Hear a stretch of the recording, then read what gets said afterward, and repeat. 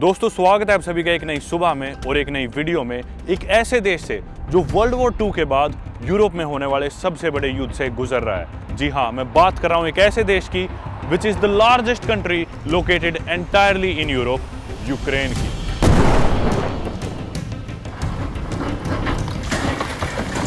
Ukraine says at least 3 people have been killed in a Russian There are missile. reports of explosions in the southern port of Odessa.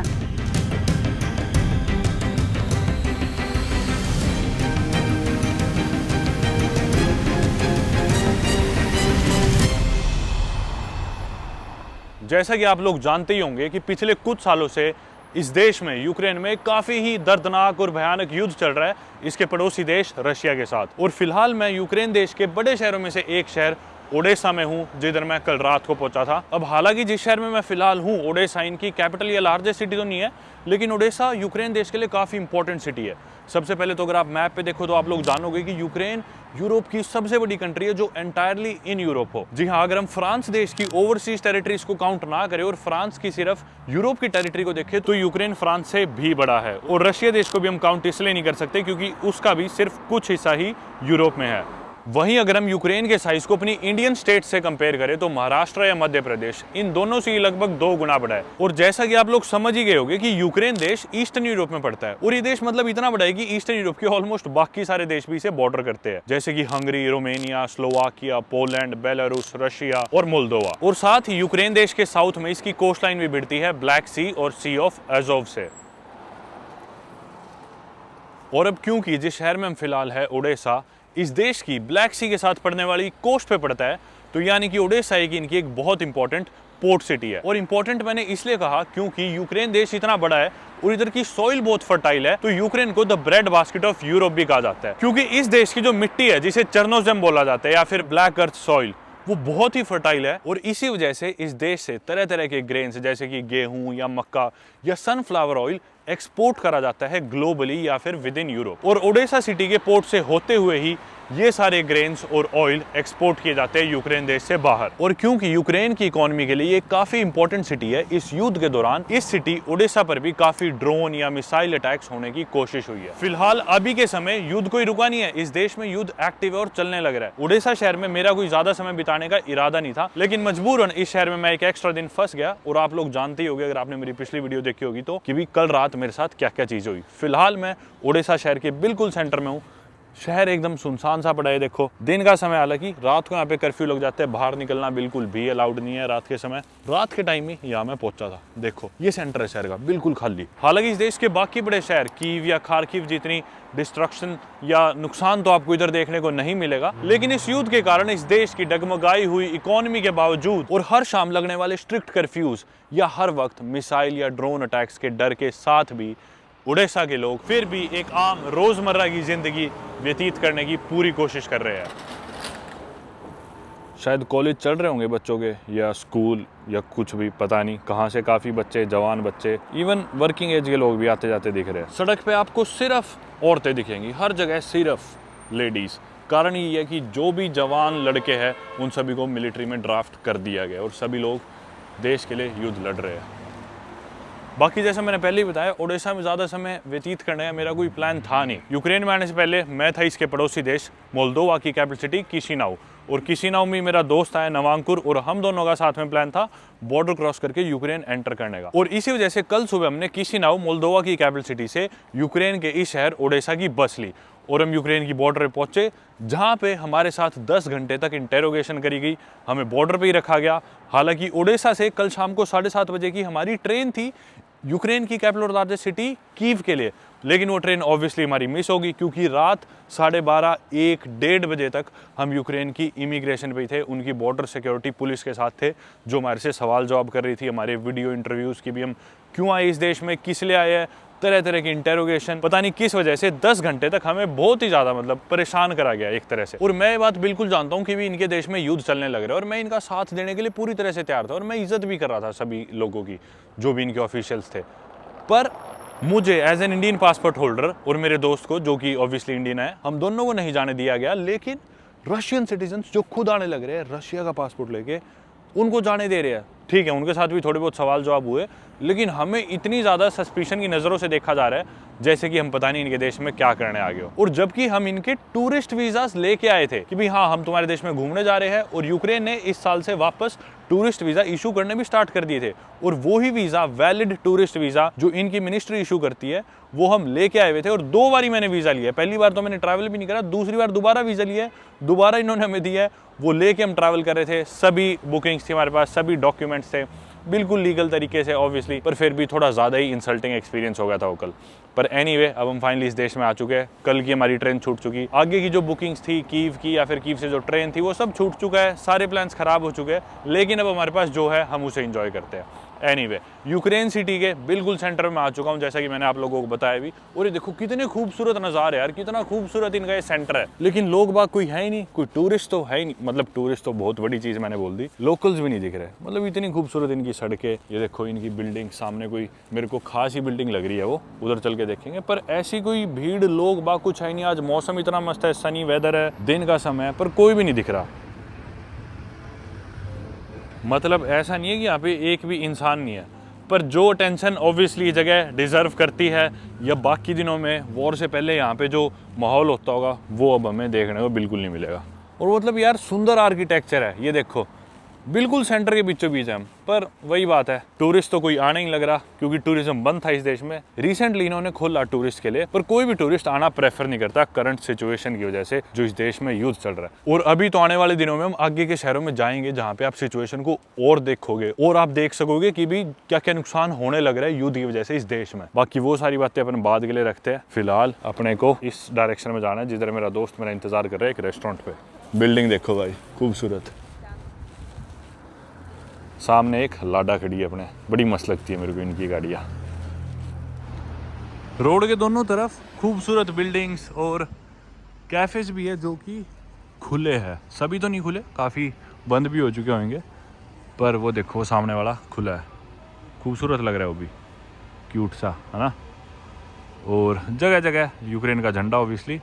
मतलब लोग कोशिश कर रहे हैं कि अब भी लाइफ में थोड़ा एंटरटेनमेंट रख सके, वरना तो लाइफ बहुत ही डिप्रेसिंग हो जाएगी हर समय, क्योंकि युद्ध की खबरें, वही अपडेट्स, कभी कहीं पे कुछ हो गया, कभी कहीं विस्फोट हो गया। तो फिर भी लोग कोशिश कर रहे हैं डेली लाइफ के साथ कैरी ऑन करने की।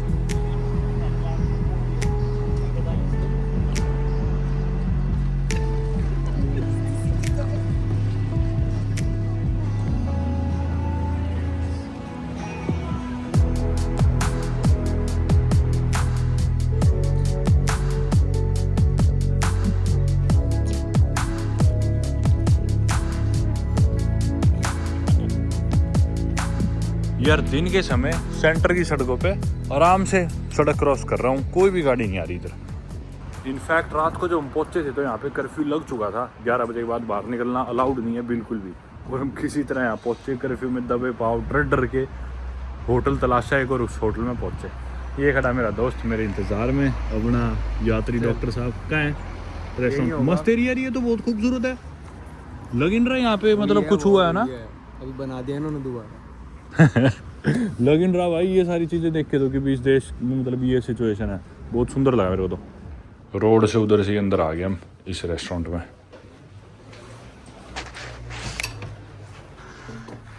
भाई आ तो गए हम रेस्टोरेंट के अंदर, लेकिन यहाँ कोई और है ही नहीं हमारे अलावा, बिल्कुल ही खाली। एक सेक्शन और भी है जबकि रेस्टोरेंट का, जो कि पूरा खाली है, कोई नहीं आया। कमाल है, कोई भी नहीं। और साथ ही में मैं आपको मेन्यू दिखाऊंगा, और दिखाऊंगा कि भाई कितना बढ़िया और कितना अफोर्डेबल है यार। मतलब ये देखो, आज हमारा कुछ चटपटा खाने का मन कर रहा था, तो हमने मंगा लिया एक समोसा चाट और साथ में गोलगप्पे। और इसके अलावा जो खाना भी हमने रोटी सब्जी मंगाई, अब ये देखो 220 इनकी करेंसी है हरवीनिया, और $1 में लगभग 42 हरवीनिया होते हैं। और इसको अगर आप डबल कर दोगे तो अपने भारतीय रुपये आ जाएंगे, डबल से थोड़े ज़्यादा होते होंगे, 2.10 2.14 कुछ होगा। तो ये 230 है, तो यानी कि 500 रुपये, जो कि 4.5 यूरो है। 4.5 यूरो की सब्ज़ी, जो कि बाकी यूरोप में आपको कहीं देखने को नहीं मिलेगी। 8 यूरो 10 यूरो से कम की कहीं नहीं दिखेगी इन दिनों, लेकिन यूरोप में होते हुए भी काफ़ी अफोर्डेबल है। और सिर्फ यही नहीं यार, देखो इनका स्टाफ भी है, शेफ़ भी होएगा, लाइटें भी है, हीटिंग भी है, फिर भी सारी चीज़ें भाई इतनी सस्ती। चाय मंगवाई मैंने 800 ml 220 की, यानी कि 450 रुपये में पौना लीटर से भी ज़्यादा चाय। तो पिएगा?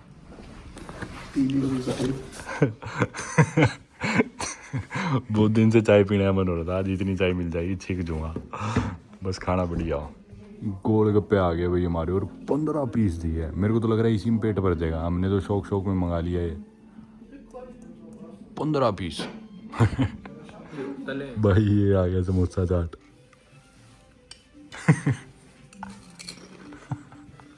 मस्त है।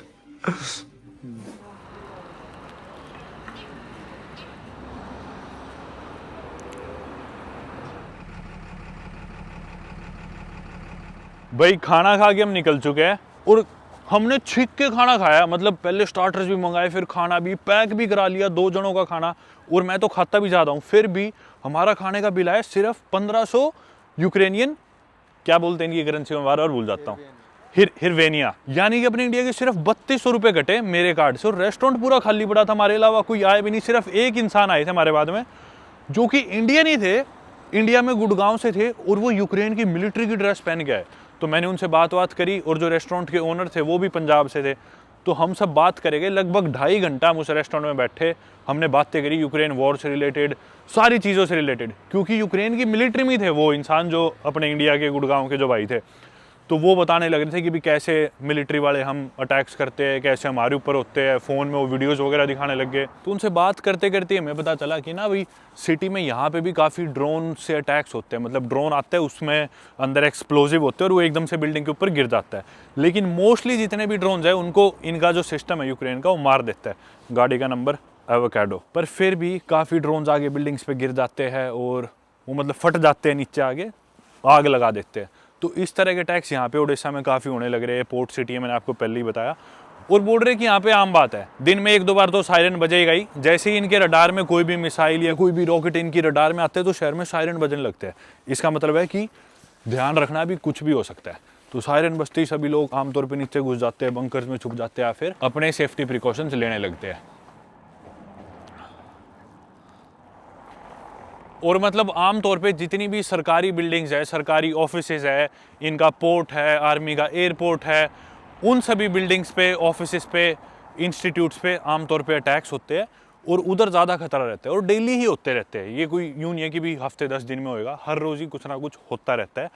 कीव में और खारकीव सिटीज़ में चीज़ ज़्यादा है, जो कि इनकी लार्जेस्ट और सेकंड लार्जेस्ट सिटी है। इनफैक्ट खारकीव तो बिल्कुल ही रशिया के बॉर्डर के बराबर में है। और आमतौर पे मोस्ट लाइकली सिटी सेंटर में या फिर जो आम पब्लिक के इलाके है, उधर मिसाइल गिरने के चांसेस कम है। उधर वो जनरली अटैक करते नहीं है। लेकिन फिर भी जिनके साथ इनकी लड़ाई चल रही है वो दूसरे देश के एजेंट्स और उनकी इंटेलिजेंस के लोग यहाँ पे गलियों में, सड़कों पे घूमते रहते हैं। और उनको ढूंढना इनके लिए काफ़ी बड़ा चैलेंज है, क्योंकि सेम ही ज़बान है, रशियन बोलते हैं यहाँ पे भी सारे। उड़ीसा में मोस्टली लोग सभी रशियन ही बोलते हैं। हालांकि जो यूक्रेनियन भाषा है ऑलमोस्ट सिमिलर ही है, 70% आप सिमिलर कह सकते हो रशियन से। लेकिन जब से युद्ध छिड़ा है, यूक्रेनियन लोगों ने रशियन बोलनी अवॉइड कर दी है या फिर बंद कर दिया है। ये लोग बोलते हैं कि भी हमारी आइडेंटिटी यूक्रेनियन है, हम यहीं की ज़बान बोलेंगे, जो कि काफ़ी हद तक रशियन से सिमिलर ही है। पर उसके अलावा भी आम डे टू डे लाइफ में यूक्रेनियन लोग भी रशियन भाषा का इस्तेमाल ही ज़्यादा करते हैं। और यूक्रेनियन भाषा गवर्नमेंट इंस्टीट्यूट्स में ज़्यादा यूज़ होती है। तो अब इन सड़कों पे कोई भी स्पेशल एजेंट या इंटेलिजेंस का आदमी घूम रहा है, तो ये डिफ्रेंशिएट करना बहुत मुश्किल है यहाँ की पुलिस के लिए या फिर सिक्योरिटी के लिए या मिलिट्री के लिए, कि भी वो इंसान इस देश का है या फिर जिस देश से इनकी लड़ाई है उस देश का है। और ऑफिशियल स्टेटस की हम बात करें तो ऑफिशियल लैंग्वेज इनकी यूक्रेनियन है, लेकिन ज़्यादा वाइडली स्पोकन लैंग्वेज रशियन है, खास करके देश के ईस्टर्न पार्ट्स में या सदर्न रीजन्स में, जिधर हम फिलहाल है, जो रशिया से इतनी दूर नहीं पड़ते, इधर और भी ज़्यादा रशियन यूज़ होती है। मेरे जितने भी यूक्रेन के दोस्त हैं वो सभी लोग रशियन में ज़्यादा फ्लुएंट थे, क्योंकि उन्होंने घर में वही बोल लिया, दोस्तों के साथ वही बोल लिया। और जैसा कि मैं आप लोगों को पहले भी बता चुका, वॉर की वजह से यहाँ की इकोनॉमी पे बहुत फ़र्क पड़ा है, इनके लैंड एरिया पे बहुत फ़र्क पड़ा है। काफ़ी एरिया अब रशिया के अंडर है, जो पहले यूक्रेन के अंडर होता था। क्रीमिया उसका एक एग्जाम्पल है। और उसी के साथ साथ यहाँ की पॉपुलेशन पे भी बहुत फर्क पड़ा है। तो अगर हम लोग यूक्रेन के डेमोग्राफिक्स की बात करें, यानी कि यहाँ के लोगों की बात करें, तो मोस्टली लोग एथनिकली यहाँ पे जो लोग रहते हैं 77-78% एथनिकली यूक्रेनियंस ही है। और यूक्रेनियंस के अलावा 17-18% यहाँ के जो लोग हैं ना, वो एथनिकली रशियंस है, यानी कि रशियन लोग हैं, यूक्रेन में रहते हैं लेकिन यूक्रेनियन सिटीजन्स है, मतलब इस देश के लोग हैं, पर एथनिकली देखा जाए तो वो एक्चुअली में रशियंस है। वहीं फिर कुछ माइनॉरिटीज़ भी है, जैसे मोल्दोवंस है, बेलारूसियंस है, या फिर क्रीमियन तातर्स है। क्रीमिया जो रीजन है जो अब रशिया कंट्रोल में है, उधर के लोग तातर्स, यानी कि जो एक और एथनिक कम्युनिटी है वो है।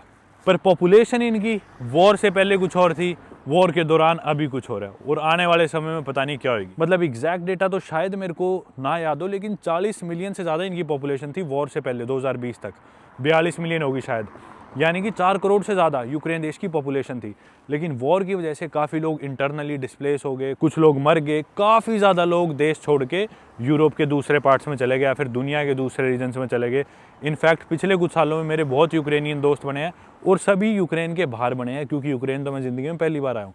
तो काफ़ी लोग यहाँ से पोलैंड मूव कर गए, चेक रिपब्लिक, जर्मनी, यूरोप के बाकी कंट्रीज़ में।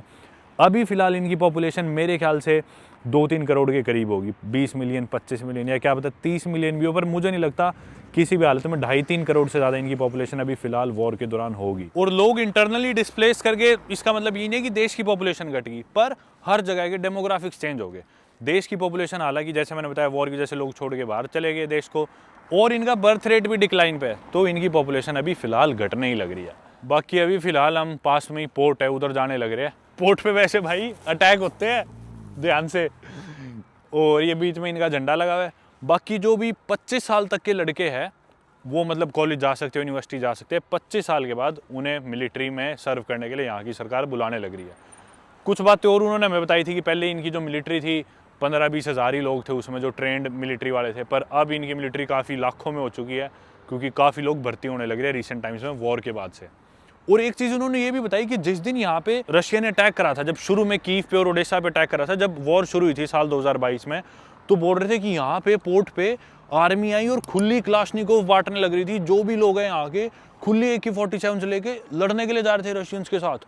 कोई भी आओ उठाओ, बोले सिविलियंस नॉर्मल कपड़ों में आके कोई भी लो बंदूक और जाके लड़ने जा रहे थे उनके फौजियों के साथ, क्योंकि यहाँ पे ट्रेंड मिलिट्री बहुत बड़ी इनकी थी नहीं यूक्रेन की, और ना ही इनके पास कोई न्यूक्लियर वेपन है। पहले शायद 92-93 में जब US प्रेसिडेंट क्लिंटन के कहने पे इन्होंने शायद अपना गिव अप कर दिया था अपना न्यूक्लियर वेपन। तो ये भी एक प्रॉब्लम थी कि इनके पड़ोसी देश को इतना बड़ा इनसे खतरा नहीं था अटैक करने के लिए। उन्हें लगा कि भी इनके पास तो कोई आर्मी है ही नहीं, मिलिट्री है ही नहीं, ये क्या ही बराबरी करेंगे हमारी। पर यूक्रेन अभी तक उनका डट के सामना कर रहा है और लड़ रहा है। एक चीज़ और आप नोटिस करो, सेंटर के बिल्कुल नज़दीक में, हम इनके मेन पोर्ट के पास में, और ये सारे बेंचेस बिल्कुल खाली पड़े हैं। और ये एक पॉपुलर स्क्वायर लग रहा है मेरे को, लेकिन कोई भी इंसान यहाँ पे बैठा हुआ नहीं दिख रहा। पॉपुलेशन क्योंकि देश की कम हो चुकी है और वॉर के बाद यहाँ पे कोई बाहर से आता नहीं है, तो सड़कें बिल्कुल खाली है। बिजनेसेस एकदम मोस्टली बिजनेसेस बंद हो चुके हैं, लोग यहाँ पे अपना बिजनेस बंद करके जा चुके हैं यूरोप के दूसरे रीजन्स में।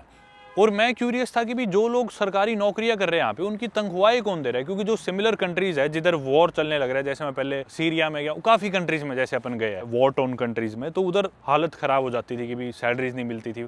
साउथ सुडान थे अपन, सरकार पैसे दे ही नहीं पाती थी क्योंकि कुछ है ही नहीं सरकार के पास देने के लिए। तो यहाँ पे काम कैसे चल रहा है? तो उनका कहना यह था कि यूरोप के बाकी देश मदद करते हैं और वो पैसा भेजते हैं इनकी सरकार को, ताकि लोगों को सैलरीज दी जा सके। मतलब जितना मैंने जाना है, पता नहीं इस चीज़ में कितनी सच्चाई है कितनी नहीं, क्योंकि मैं इस देश में पहले कभी आया नहीं हूँ। अगर मैं आया होता तो मैं शायद और बेहतर बता सकता, मेरे पास कंपेयर करने के लिए कुछ नहीं है।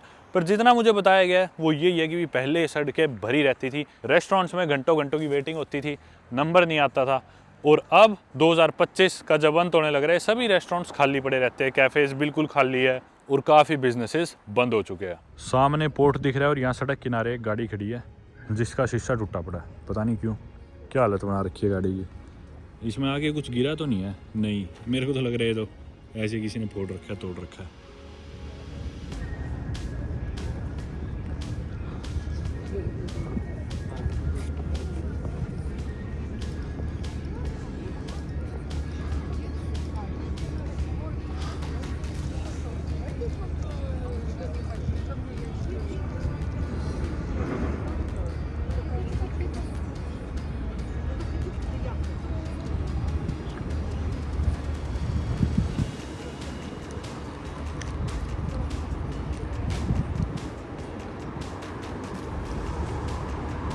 बाकी हम इधर आगे फाइनली इनके पोर्ट पे, ओडेसा के पोर्ट पे, शायद और भी कोई पोर्ट होगा, पर ये जो स्टेयर्स है, स्टेयर्स काफ़ी पॉपुलर है। इन्हें पोतेमकिन स्टेयर्स बोला जाता है। 1800 कुछ में बनी थी, काफ़ी मशहूर है इस शहर में, ओडेसा में। सबसे पॉपुलर टूरिस्ट स्पॉट ही कह सकते हो आप एक तरह से, पर कोई दिख नहीं रहा टूरिस्ट, नाम के ही कोई है।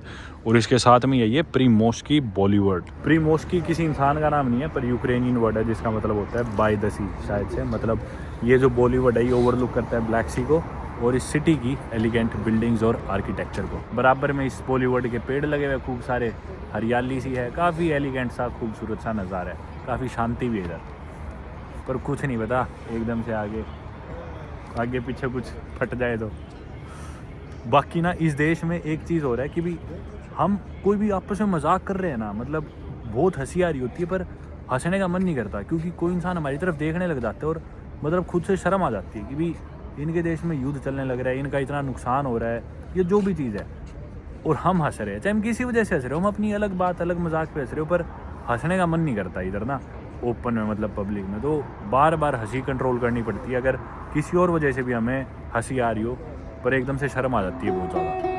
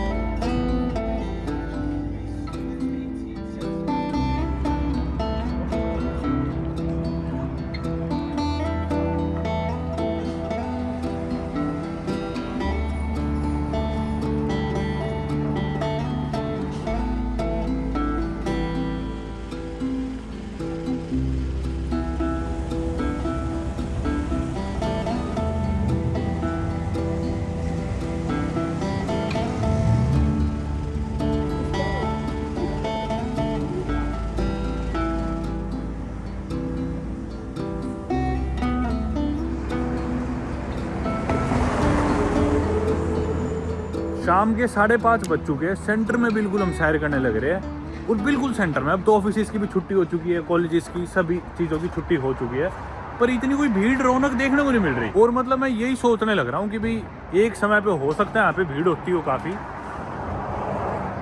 लेकिन फ़िलहाल तो बिल्कुल ही शांति है। इनफैक्ट ये जिस तरह हम कैफ़ेज़ भी देख रहे थे आसपास कि भी कॉफ़ी लेनी हो, तो जैसे ये कैफ़े काफ़ी मशहूर दिखा रहा था, इसके रिव्यूज़ बढ़िया थे, पर अंदर से बिल्कुल ही खाली पड़ा है, कोई है ही नहीं इसके अंदर।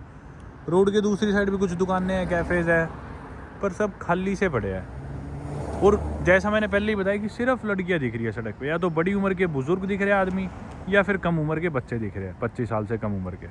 जवान लड़के कोई भी देखने को नहीं मिल रहे, सिर्फ लड़कियां ही लड़कियां दिख रही है। और मतलब ये मेन एरिया है शहर का, सेंटर में हम फिलहाल उड़ीसा सिटी के सेंटर में। शाम के 5:30 बजे बढ़िया मौसम हो रखा है, आसमान बिल्कुल साफ़ है, सनी दिन था, अभी भी धूप है काफ़ी, पर बिल्कुल शांत सा माहौल है। और मतलब आमतौर पे जब भी मैं फिल्मिंग कर रहा होता हूँ, रिकॉर्डिंग कर रहा होता हूँ, तो माइक के बिना रिकॉर्ड करना बहुत मुश्किल हो जाता है, शोर बहुत ज़्यादा हो जाता है, खासकर जब मैं शहर के बीचों बीच हूँ। और अभी शाम का समय है, शहर के बीचों बीच हूँ, लेकिन बिना माइक के रिकॉर्ड करने लग रहा हूँ मैं। ये अभी रिसेंट सारी क्लिप्स आपको जो भी सुनाई दे रही है, और शांति देखो, मतलब एक बस के गुजरने पर कितना शोर हो जाता है, जो आप सुन पा रहे हो। इसने ब्रेक मारे, अभी टाटा की बस है, इंटरेस्टिंगली ये देखो, एक व्हीकल से इतना शोर हो जाता है। और शहर के बीचों बीच 3-4 व्हीकल पास से गुजरे तो वीडियो बन ही नहीं पाती, लेकिन ये देखो खाली सा पड़ा है, बहुत कम लोग देखने को मिल रहे हैं। और इस चीज़ का अपना मज़ा भी है वैसे, किसी भी कंट्री को या जगह को उसके लोएस्ट पॉइंट पे विजिट करना, जब सभी लोग उसे इग्नोर कर रहे हो।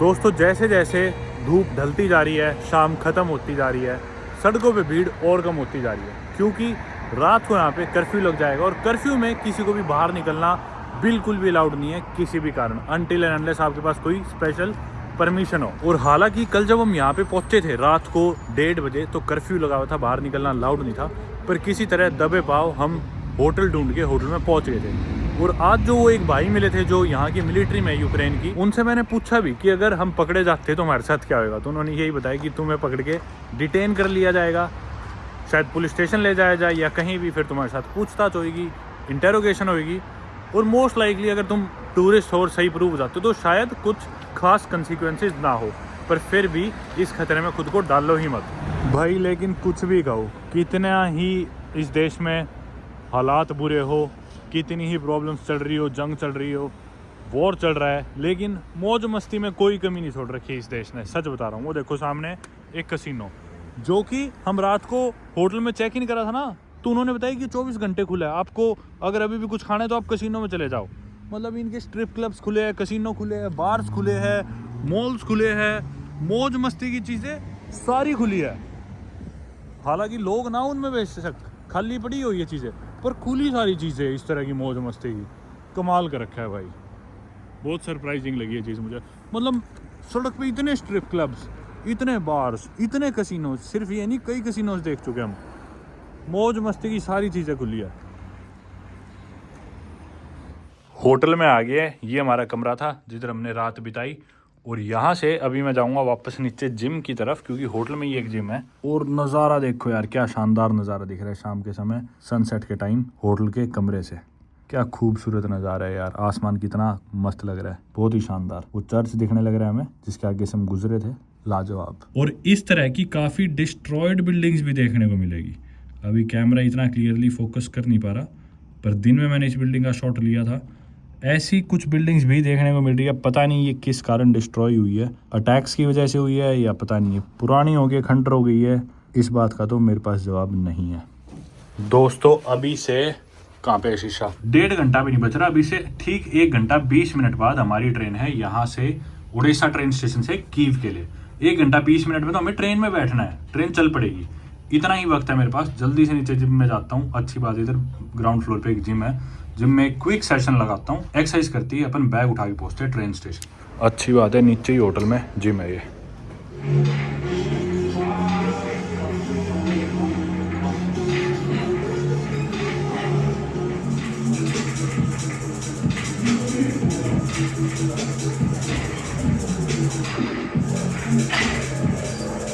लो भाई 7:40 PM पे मैं जिम में घुसा था। जिम की फ़ीस देके डे पास था 250 यहाँ की लोकल करेंसी का, अपने इंडिया के 500 रुपये कुछ कटे थे। 6:40 पे घुसा था, 7:25 हो गए। 45 मिनट में अपर बॉडी का क्विक सेशन मार लिया, पुश पुल सारी चीज़ें 20 सेट करे टोटल 45 मिनट में। चलते अब जल्दी से बैग उठा के रेलवे स्टेशन की तरफ, ताकि ट्रेन ना मिस हो जाए। चलो भाई कमरे में आके बैग उठा लिए अपने और रवाना होते हैं यहाँ से ट्रेन स्टेशन के लिए। ज़्यादा दूर नहीं है। क्या टाइम हो गया? 37 हो गए। आजा 23 मिनट में तो ट्रेन चल पड़ेगी हमारी। पर अच्छी बात यह है कि ट्रेन स्टेशन बहुत ही नज़दीक है, 5 मिनट हो गए यहाँ से। चलो। और भाइयों सबसे इंटरेस्टिंग बात, ये होटल नवांकुर बताइए हमने कितने का लिया एक रात का? 2200 रुपये इंडिया के सिर्फ 2200 रुपये, इनकी लोकल करेंसी में 1070 हरीफनिया जो भी है। तो हाँ मैं कह रहा था इतना बढ़िया है कमरा हमें सिर्फ मिला हुआ है 2200 रुपये में, जिसमें 11वें फ्लोर से इतना सेक्सी नज़ारा है पूरे शहर का और सारी फैसिलिटीज़। मतलब इतनी सस्ती हो रखी है यहाँ पे चीज़ें, कोई आता ही नहीं और पूरा होटल खाली पड़ा है, कोई गेस्ट भी नहीं दिखता हमें, ऐसे सुनसान सा। अब हमें चाबी देनी है रिसेप्शन पर, रिसेप्शन कोई बैठा ही नहीं है। 2-2.5 घंटे में यहाँ पे कर्फ्यू लग जाएगा और सड़कों पे कोई भी नहीं दिखेगा और ना ही बाहर निकलना अलाउड है, जैसे कि आप लोग जानते हो। बाकी उड़ीसा से हमें इनकी कैपिटल और लार्जेस्ट सिटी कीव सिटी जाने लग रहे हैं। डायरेक्ट ट्रेन नहीं है, एक जगह से हमें चेंज करनी है। सुबह के 3 बजे हमें ट्रेन चेंज करनी पड़ेगी, दूसरी ट्रेन में चढ़ना होगा और तब जाके हम कल सुबह पहुँचेंगे 6-7 बजे। किस टाइम पहुँचाएगी हमें कीव? वो 7 बजे कल सुबह कीव पहुँचेंगे, यानी कि पूरी रात हमारी ट्रेन में ही बीतेगी।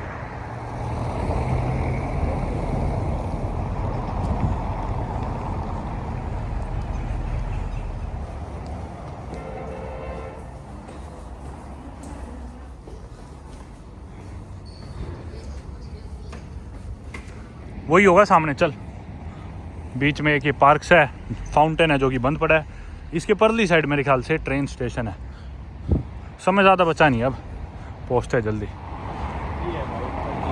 जालिस नीचनी वोकजाल यानी कि ट्रेन स्टेशन ओडेसा का। और अंधेरा सा कर रखा है यार, देखना लाइट सारी बंद लग रही है ट्रेन स्टेशन की, सारी नहीं पर काफ़ी हद तक बंद कर रखी है। पता नहीं क्या रीज़न है, डार्क सा है बिल्कुल ही, लाइट जला नहीं रखी जान करके। हो सकता है क्या पता अटैक से बचने के लिए, कुछ भी रीज़न हो पता नहीं। देखो बाहर की भी लाइट्स मेरे ख्याल से जला नहीं रखी इन्होंने, पता नहीं क्या कारण है। ट्रेन में 10 मिनट बची है अब हमारे, प्लेटफॉर्म भी देखना है अभी तो। एक typical Soviet style train station. पूछे किससे? 4 नंबर प्लेटफॉर्म पे बताई हमारी ट्रेन, इधर से राइट मुड़ के एग्जिट टू ट्रेन्स। ये रहा 2 नंबर प्लेटफॉर्म, इसके बराबर में ये रहे 3 और 4। ये वाली होनी चाहिए अपनी इधर। 8:01 पे यही है। ओडेसा से ये जो भी शहर है, इस शहर की लगी हुई है अपनी ट्रेन, यही है। साथ में एक ये ट्रेन का इंजन खड़ा है। ट्रेन वही है इनकी, सोवियत ट्रेन। ये देखो राइट में हमारी ट्रेन है जो विनीत्सिया करके एक शहर है, उधर रुकेगी। यहाँ से कीव 500 किलोमीटर है ऑलमोस्ट, लेकिन विनीत्सिया थोड़ा सा कीव के वेस्ट में पड़ जाता है। यहाँ से 450 किलोमीटर बाद हमें उतारेगी 3 बजे वहाँ पे।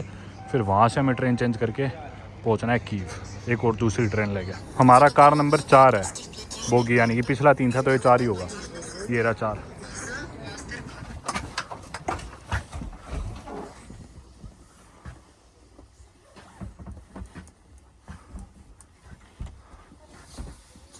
कौन सी है? ये दोनों अपनी ऊपर की। ये है भाई हमारा बर्थ, गद्दा बिछा लिया, हालांकि इस पर मैं फिट नहीं आऊँगा पर किसी तरह तो फंसेंगे। जा हाँ इस पे बैठ जा। ये बिछा दी दोनों चादरें, बैग रख दी मैंने ऊपर। तेरा फ़ायदा हो जाता है मेरे साथ है ना, सारे बैग अपने आप जच गए, चादर जच गई अपने आप। तेरे को तो बस सोना है इस पे, गद्दा बिछ गया। अब ये मेरा बेड है, ये नवांकुर का। ये शेरा है ना, शेरा। तू सलमान है? थैंक यू भाईजान। चलो भाई पसर जा भाई। नवांकुर एक बार सीधा ही हो ढंग से भाई। इस बेड पे तो नवांकुर ही फिट नहीं आ रहा, मैं कैसे आऊँगा? फंस गए भाई। ये है इनकी बाकी रेल।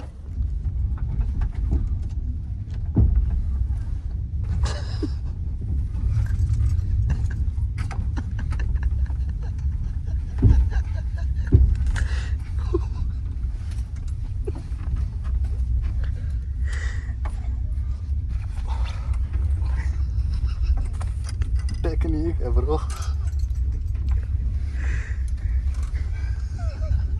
वो सामने वाली सीट और करा ले भाई, सामने वाली सीट भी करा ले। तेरे पे रख के सो दूंगा। आजा। दोस्तों ट्रेन को चले 2 घंटे से थोड़े से ज़्यादा हो चुके हैं। 8 बजे की ट्रेन थी, सुबह के 3 बजे हमें उतारेगी, जैसे मैंने आपको बताया, अगले शहर। ट्रेन की टिकट कोई ज़्यादा महंगी नहीं थी, बहुत ही सस्ती थी। मेरे ख्याल से 400 हर्वीनिया की हुई थी इनकी लोकल करेंसी की, अपने भारतीय 800 रुपये कुछ मान लो। और उसके अलावा हमने ये बेड शीट्स अलग से ली थी 80 हर्वीनिया दे के। ये जो आप देख रहे हो, ये जो चादर है मतलब पिलो कवर्स और बेड शीट्स 80 हर्वीनिया, अपने भारतीय सिर्फ 160-70 रुपये एक्स्ट्रा दे के हमें ये शीट्स भी मिल गई पर पर्सन। तो काफ़ी सस्ती है ट्रेन, काफ़ी अफोर्डेबल है। लेकिन इंटरेस्टिंगली ट्रेन पूरी सोल्ड आउट थी, जबकि देश में पॉपुलेशन नहीं है, सड़कें खाली है, तो पता नहीं लोग ट्रैवल करके जा किधर रहे इतना। हालांकि अभी मोस्टली सीट्स खाली दिख रही है, पर जब हम बुक करा रहे थे तो फुल दिखा रहा था ऑलमोस्ट। और जैसा मैंने कई बार बताया कि सिर्फ लेडीज़ ही देखने को मिल रही है पूरी ट्रेन में। मुश्किल से 1-2 आदमी दिखे होंगे, सभी औरतें, हमारे नीचे भी, साथ वाले बर्थ पे भी, हर जगह ही। बाकी अब कुछ देर सो लेते हैं। कुछ खाना हम पैक करवा के लाए थे, वो खा लिया। नवांकुर मेरा दोस्त सो चुका है और अब मैं भी थोड़ी देर आराम कर लेता हूँ। 4.5 घंटे बाद ये ट्रेन रुकेगी और फिर हमें एक और ट्रेन चेंज करनी है। पहुँचने वाले हैं बस हम अपनी डेस्टिनेशन। बैग्स टांग के खड़े हो गए, बस कुछ ही सेकंडों में ट्रेन रुकने वाली है जिधर हमें उतरना है पहले स्टॉप के लिए। भाई यहाँ तो सैनिक क्या है स्टेशन पे? क्या था? 20-25 सैनिक खड़े थे बंदूक लेके। अच्छा भाई, यहाँ पे ना अभी प्लेटफॉर्म के साथ फुल मिलिट्री खड़ी थी बंदूक के लेके इस टाइम भी, क्योंकि कर्फ्यू लगा होगा शायद, पता नहीं। नवांकुर बार देख रहे हैं। चलो भाई उतरते हैं। लग गया ब्रेक। चलो भाई Szanowni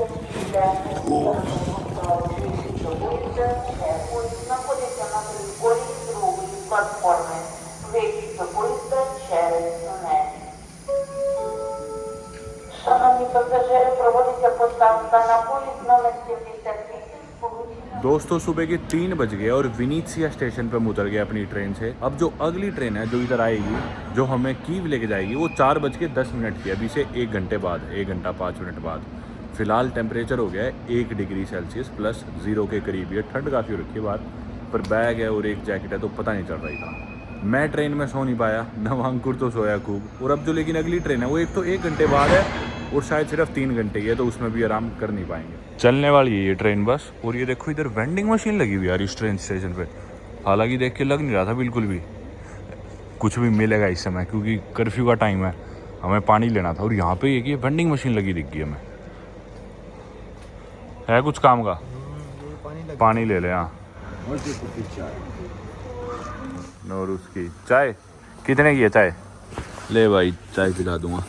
25 की, 50 रुपए की है। Будь ласка, виберіть бажаний продукт. पिला दूंगा यार, तुम्हें जरूरत है। अच्छा कार्ड तो दियो, चल इसको कर ले पहले। ले मित्र 25 वाली ये।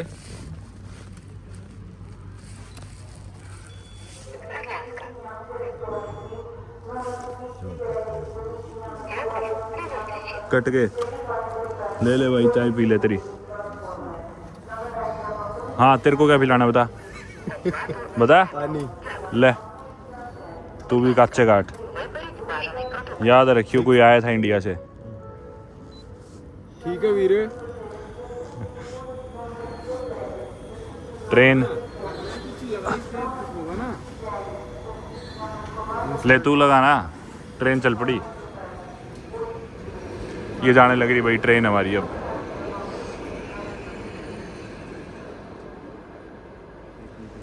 ला काट दे। पानी तो भाई निकल नहीं रहा इधर। इसमें ना ये ले लेते हैं, देखो कॉफ़ी शॉप पे मिल्क शेक। कल भी मैंने ऐसे ही करा था। एक कॉफ़ी मशीन पे गए हम और 40 ml दूध था 0.2 यूरो का। मैं बोला 200 ml दूध दे दो। 1 यूरो का भर के गिलास दूध का मिल गया।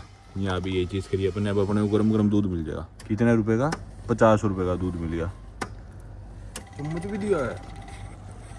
10 विदानिया भाई, बड़ा ही स्वाद दूध था, मज़ा आ गया पी के ठंड में ना, गरम गरम दूध का गिलास। मैं तो एक और लेने आ गया। Будь ласка, виберіть. बन रहा है भी, तैयार हो रहा है अपना एक और गिलास।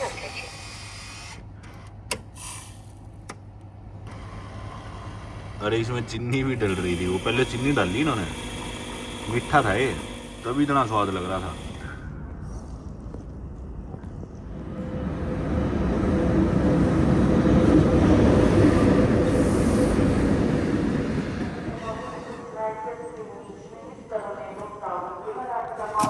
एक और ट्रेन आ गई और 2-4 लोग जो खड़े थे स्टेशन पे वो सारे इस ट्रेन में चढ़ गए और स्टेशन एकदम खाली हो गया। एक नया पैसेंजर आ गया लेकिन।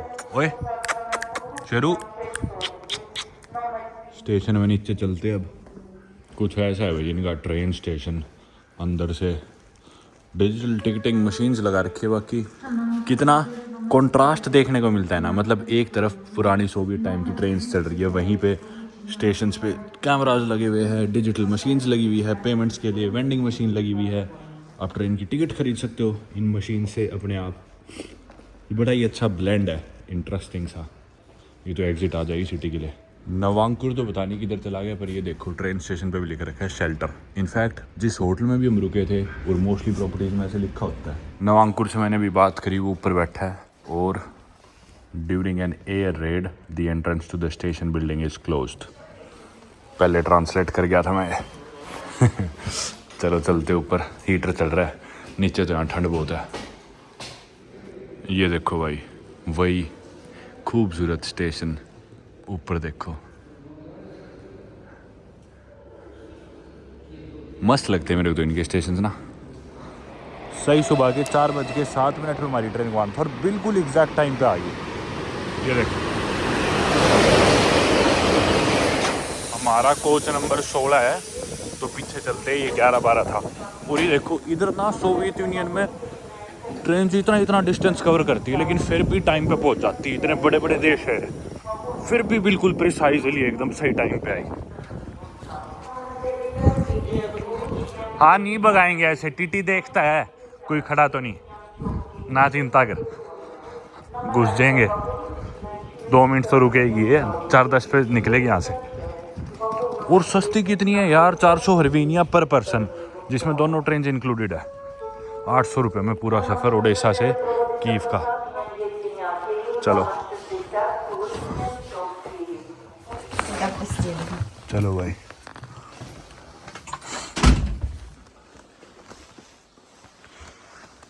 ये आ गई भाई हमारी सीट्स। चादर बिछा लेते हैं। ये वाले बहुत ही भीड़ी है भाई, चलने की जगह ही नहीं थी, फिट ही नहीं आ रहा था मैं इनमें रास्तों में।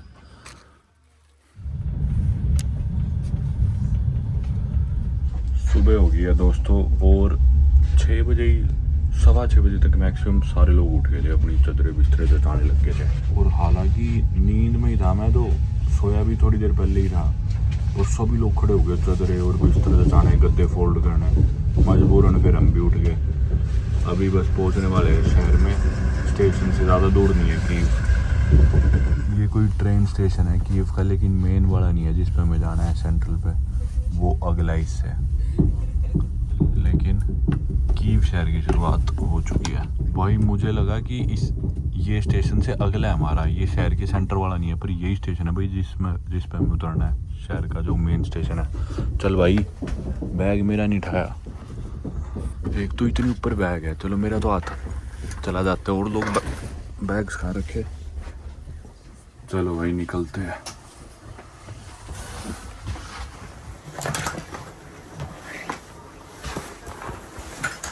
Thank you. चलो ओह प्रिवेट।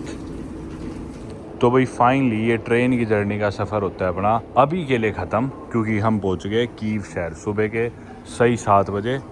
आपको मैं घड़ी भी दिखा देता हूँ, वो देखो ऊपर लिख रखा है कीव रशियन में, और वक्त देखो सुबह के एग्जैक्ट 7। थोड़ा थोड़ा चांदना होने लग गया, यानी कि सनराइज़ होने वाला है, सूरज निकलने लग रहा है। और अभी हम कोई जगह ढूंढते हैं चल के आराम करने की। भाई पहली ट्रेन में नवांकुर तो फिर भी सो लिया मैं, पहली ट्रेन में 1 सेकंड नहीं सोया। और ये ट्रेन इतनी छोटी थी, 1 घंटा पहले ही अलार्म सा बज गया, सायरन बज गया ट्रेन में। अपनी अपनी चादर समेटो, जैसे स्कूल से पहले बच्चों को नहीं उठा देते हॉस्टल में वार्डन आके, ऐसे उठ गए सारे और अपनी एकदम चादरें समेट के तय करके रखने लगे। तो इसमें वक्त ही नहीं मिला, जाते हुए चादर उतारने में लग गए, और अभी आते हुए 1 घंटे से चादर उतारने में, तो मेरे को तो बिल्कुल ही आराम नहीं मिला। बाकी अब चल के कोई होटल तलाशेंगे और उनसे रिक्वेस्ट करेंगे अर्ली चेक इन दे दे, तो वरना 1 दिन के फालतू पैसे दे दें ताकि जाके एटलीस्ट अभी सो सके, वरना दिन में घूमेंगे कैसे इतनी थकावट के साथ।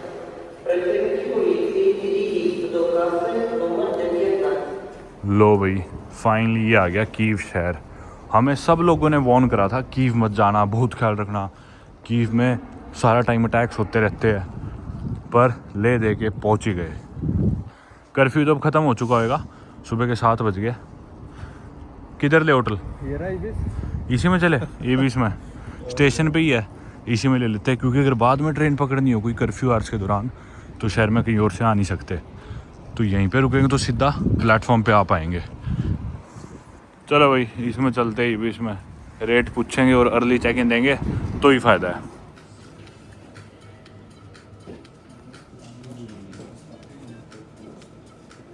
भाई चेक इन कर लिया हमने, और ये देखो ये जो लाल साइन बना हुआ है ना, ये शेल्टर की तरफ जाएगा। दिन में कभी भी सायरन्स बज सकते हैं, जब भी कोई मिसाइल अटैक होएगा तो शहर में सायरन बजते हैं, और सायरन बजते ही इधर शेल्टर बना हुआ है। हर होटल हर जगह पे शेल्टर्स हैं यहाँ पे, वो शेल्टर में जाके छुप सकते हैं लोग, बच सकते हैं अटैक से। ये देखो यहाँ भी शेल्टर का साइन लगा रखा है, उधर लोग खाना खा रहे हैं। ये अपनी लिफ्ट आ गई, कमरा मिल गया हमें। 2450 हिरवेनिया का कमरा था एक रात का। स्क्रीन पे आपको रेट भी दिख रहे होंगे। अर्ली चेक इन ले लिया हमने 540 का, तो टोटल 3000 इनकी करेंसी मना अपने भारतीय 6000 से थोड़े ज़्यादा मान लो, लेकिन हमें उसमें अर्ली चेक इन मिल गया। जाके अब इस बहाने आराम कर लेंगे, सो जाएंगे।